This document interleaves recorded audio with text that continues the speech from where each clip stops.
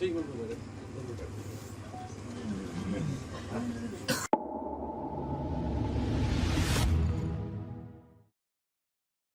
पूरे मुल्क में जिस किस्म का माहौल बना हुआ है उसके खिलाफ आज तक इसलिए कोई एक्शन नहीं लिया गया, कोई रिएक्शन मुसलमानों की तरफ से नहीं दिया गया क्योंकि उससे फसाद होने की आशंका है। लेकिन हमारी खामोशी को मजबूरी समझा गया। जिस किस्म का माहौल वीएचपी और बजरंग दल बना रहे हैं, इससे लगता है कि वो देश में फसाद कराना चाहते हैं। सरकार की सरपरस्ती इन्हें मिली हुई है और रोजाना मस्जिदों पर बुलडोजर चलाया जा रहा है। 2014 से पहले बम धमाके होते थे, अब नहीं होते हैं क्योंकि यही लोग पहले सत्ता में थे। ज्ञानवापी आपको पता है, लेकिन बहुत सारी मस्जिदों और मदरसों पर बुलडोजर चला दिया गया है। पूरी दुनिया में मेरे मुल्क का कानून बदनाम हो रहा है, न्याय का मंदिर बदनाम हो रहा है। जो लोग अच्छे हैं वो न्याय की लड़ाई में साथ दें। जब तक ये चलता रहेगा तब तक हम इस मुल्क में आजाद रहने को तैयार नहीं हैं और इसीलिए हमें फिर से आजादी के लिए हमें अपने आप को गिरफ्तार करवाना है। जुमे के दिन हम गिरफ्तारी देंगे और पूरे मुल्क में गिरफ्तारियां दी जाएगी। मेरे लोगों से अपील है कि वो भी मेरा साथ दें। मुसलमानों से अपील है कि देश भर में जेल भरो आंदोलन की शुरुआत करें और शाम 4 बजे कलेक्ट्रेट पर गिरफ्तारी देंगे। बाबरी मस्जिद को हमने शहीद कर दिया, लेकिन हम ज्ञानवापी को शहीद नहीं होने देंगे। बाबरी मस्जिद पर जो बेईमानी की वही जुल्म अब ज्ञानवापी के साथ करने जा रहे हैं। सरकार में दबाव में कोर्ट में काम कर रहे हैं। जजों ने अपना ईमान बेचा है। जस्टिस नजीर को गवर्नर बनाया जा रहा है। मुसलमानों की लिंचिंग की जा रही है। या तो हमें मर जाना चाहिए या हमें गिरफ्तारी देना चाहिए। झूठ बोलते हैं, बेईमानी करते हैं। मथुरा में ईदगाह कमेटी ने जगह दी है। चुनावी फायदा हासिल करने के लिए 80/20 का खेल खेला जा रहा है। 3000 मस्जिदों की लिस्ट बनाई हुई है। मानवता की हत्या हो रही है। मानवता के हत्यारे लाल कृष्ण आडवाणी को भारत रत्न दिया जा रहा है। CAA लागू होने जा रहा है। आप हमारी आजादी पर हमला करना चाहते हैं और इसीलिए हम गिरफ्तारी देने जा रहे हैं। UCC हिंदुस्तान में लागू है। मुस्लिम पर्सनल लॉ बोर्ड है, लेकिन उसके मुताबिक फैसले नहीं दिए जा रहे। ASI कोर्ट सरकार पर भरोसा नहीं है।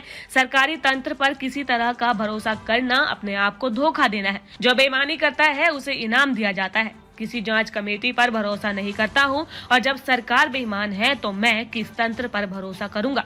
इंसाफ सुरक्षित नहीं है, मानवता सुरक्षित नहीं है। आस्था और धर्म के आधार पर फैसले हो रहे हैं। मदरसों में रामायण पढ़ाई जाएगी, योगा होगा और इसे हम बर्दाश्त नहीं करेंगे। बरेली से ललित कुमार कश्यप की रिपोर्ट। ये जानना चाहता हूँ कि अगर कोई जांच हो इन तीनों मुद्दों पे या और भी जो मसाइल हैं मुसलमानों के, तो वो उसके लिए जांच कमेटी कहाँ से आएगी और जिसपे आप भरोसा करेंगे? क्योंकि अगर मान लीजिए और भी कोई कमेटी बनाएगी, उसने भी अगर वही फैसला दिया जो अभी चल रहा है, तो फिर नया शिकूफा होगा कि ये भरोसा नहीं। नहीं, देखिए,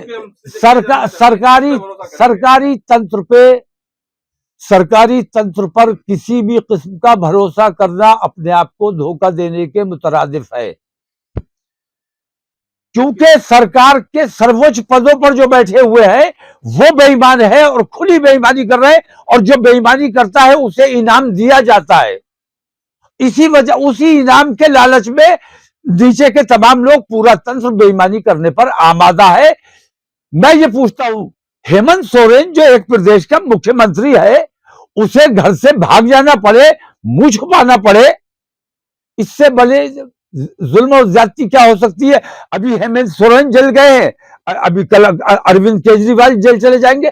तो जो आपकी मानसिकता से जो मुत्तफिक नहीं है वो ना इंसान है, ना हिंदुस्तानी है, न वो मानव है।